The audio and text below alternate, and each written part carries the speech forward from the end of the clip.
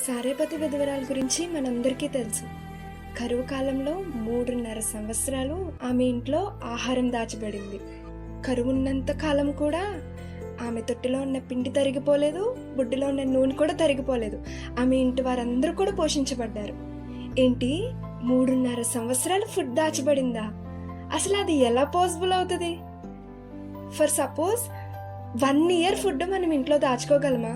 Place ఉంటుందా అసలు? పోనీ 1 ఇయర్ కాదు, 6 మంత్స్కి ఫుడ్ మనం దాచుకోగలమా? దాచుకోలేం కదా. ఇప్పుడు అనిల్ అంబానీ అయినా సరే 6 మంత్స్కి సరిపడా ఫుడ్ దాచుకోగలరా? ప్లేస్ ఉన్నా సరే దాచబడుతుంది, అది దాచబడలేదు కదా, పాడైపోతుంది. కానీ ఇక్కడ సారేపతి విధవరాలి ఇంట్లో 3.5 సంవత్సరాలు ఫుడ్ దాచబడిందంట, పాడవకుండా దాచబడిందంట. ఎలా దాచబడింది? విశ్వాసం దాచి ఉంచింది. ఆమె ఇంటి వారందరినీ ఆ విశ్వాసమే పోషించింది.